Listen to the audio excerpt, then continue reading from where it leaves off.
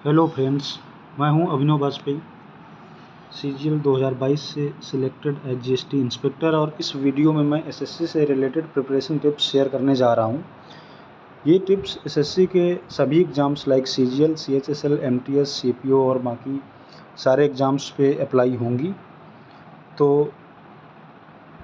सबसे पहले आपको पता ही होगा कि एसएससी में मेनली 5 सब्जेक्ट्स हैं: मैथ, रीजनिंग, इंग्लिश, जीएस और कंप्यूटर।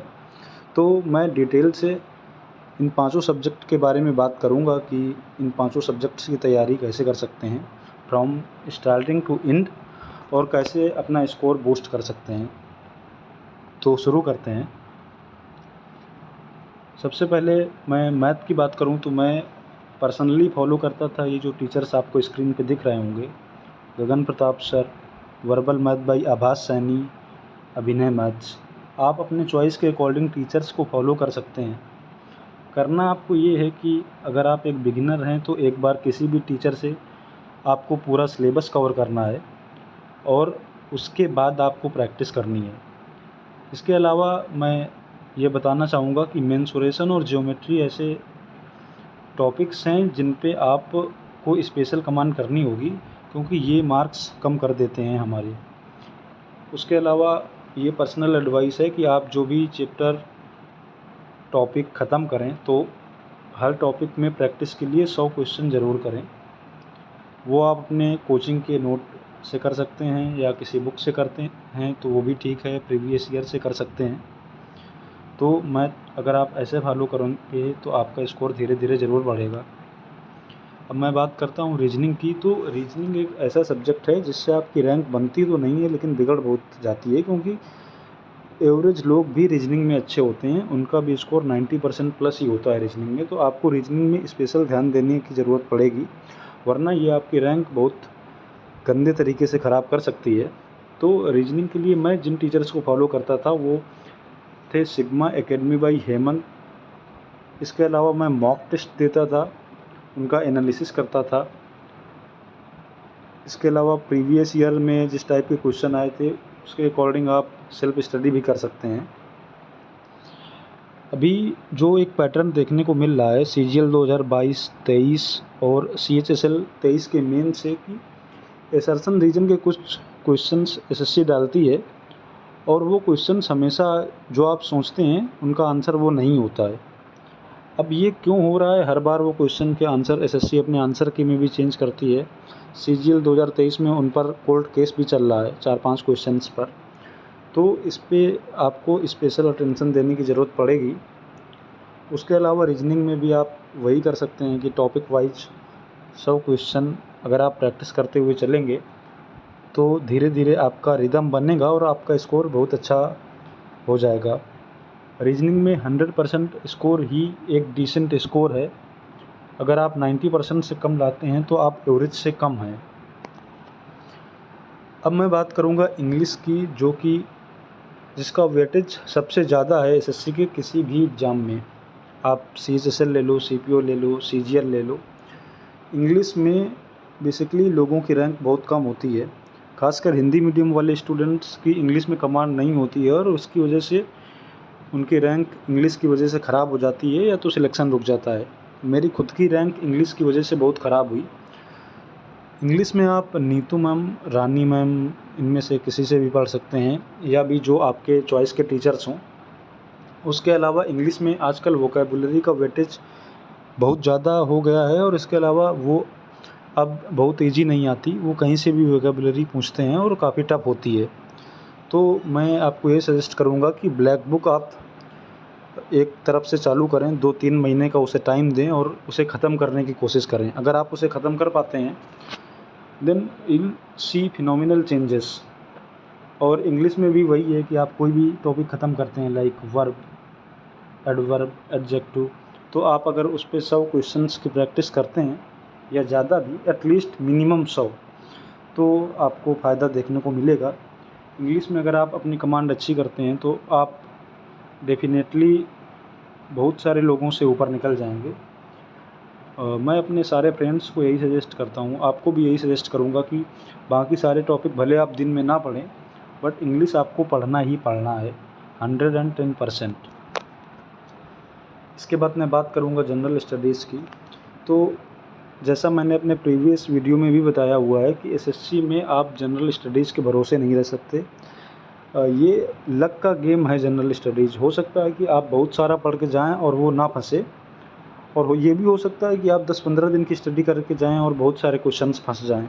मैं खुद इस बात से एग्री करता हूँ कि सीजीएल 2022 में मेरे 47 मार्क्स थे और उस टाइम पर मैं 47 मार्क्स के लायक नहीं था।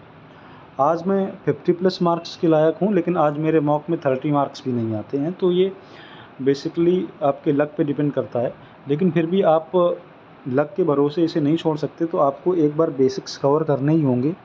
लाइक आप एक बार briefly history, geography, polity cover करिए। उसके लिए मैंने स्क्रीन पे आपको टीचर सजेस्ट किए हुए हैं, इन टीचर से आप पढ़ सकते हैं। बुक्स की बात करूँ तो लूसेंट और Ghatnachakra the best and sufficient हैं आपके लिए। करंट अफेयर एसएससी कहीं से भी पूछती है, लेकिन आपको आपके रेस्पेक्टिव एग्ज़ाम से 1 ईयर पहले तक की करंट अफेयर कवर करनी है और वो आपके लिए इनफ होगा।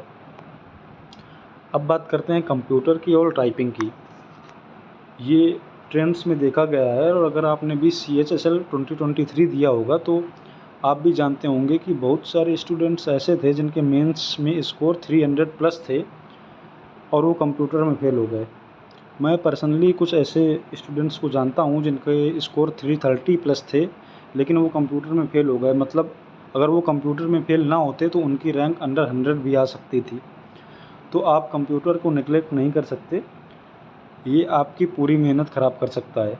तो कंप्यूटर के लिए मैं सिंपली ये बताऊंगा कि किसी शॉर्टकट पे पढ़ने की बजाय एक सचिन अरोरा सर करके हैं यूट्यूब में, तो आप उनके 90 वीडियो की एक प्लेलिस्ट देख लेंगे तो वो आपके हर एग्ज़ाम के लिए सफिशिएंट हो जाएगा। अगर आप अपना कवर कर पाते हैं तो मैं आपको गारंटी देता हूँ कि आप कभी भी कंप्यूटर में फेल नहीं होंगे।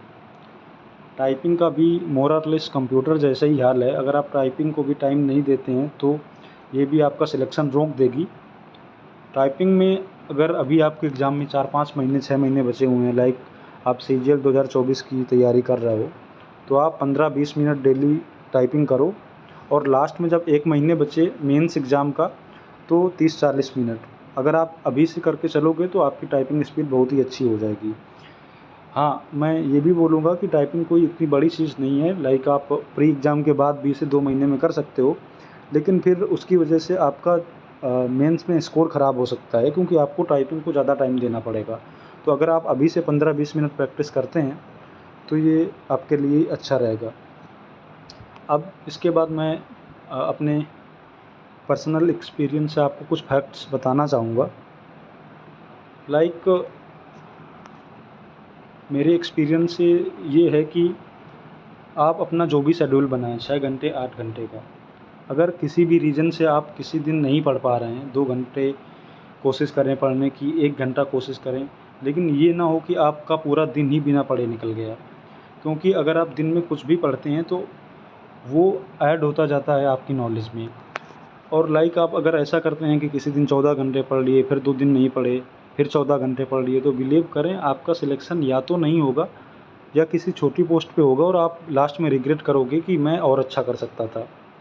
तो आपको डेली स्टडी करनी है। अगर आपकी तबीयत ख़राब है या आप बहुत इम्पोर्टेंट काम से बिज़ी हो तो 1 घंटे करो, 2 घंटे करो, लेकिन करो ज़रूर।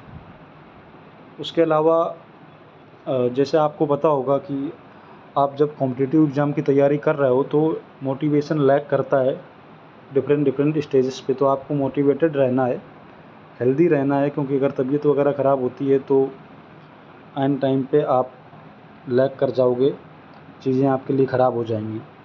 इसके अलावा जैसे मैं शुरू से बोलता हुआ आ रहा हूँ, मेरे प्रीवियस वीडियोज़ में भी मैंने बोला है कि मॉक टेस्ट एक ऐसी चीज़ है जो आपको बिल्कुल लो लेवल से बिल्कुल हाई लेवल पे पहुंचा देगी।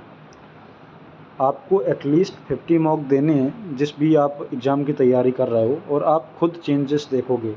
हाँ, ये है कि आपको केवल मॉक देने नहीं है, उसके साथ आपको उसका एनालिसिस भी करना है, अपने वीक पॉइंट पे काम करना है। तो आप बिलीव करो, अगर आप अभी से चालू करते हो, आप 2 महीने में अपने स्कोर में एटलीस्ट +20 +25 का चेंज देखोगे, अगर आपका स्कोर अभी बहुत कम आ रहा है। कुछ लोग मुझसे इंस्टाग्राम में पूछते हैं कि कितने घंटे पढ़ना चाहिए, तो इसका सिंपल सा आंसर ये है कि ये आपकी काबिलियत पे डिपेंड करता है कि आप कितनी जल्दी कवर कर पाते हो। कोई इंसान किसी चीज़ को 4 घंटे में कवर कर लेता है और कोई उसी चीज़ को 12 घंटे में कवर कर पाता है। अगर आपकी ग्रैस्पिंग पावर कम भी है तो आपको ज़्यादा टाइम देना है। अगर आपकी ग्रैस्पिंग पावर ज़्यादा है तो भी मैं आपको सजेस्ट करूँगा कि आप थोड़ा ज़्यादा टाइम दें, तो आप और अच्छी रैंक ला सकते हैं या और चीज़ें सही कर सकते हैं। इसके अलावा ये मेरे बारे में कुछ बातें। अगर आप मुझसे कुछ क्वेश्चंस पूछना चाहते हैं तो आप कमेंट बॉक्स में पूछ सकते हैं। इसके अलावा आप मुझे इंस्टाग्राम पे भी फॉलो कर सकते हैं। मेरी आईडी है SSC_CGL_Inspector। Thank you.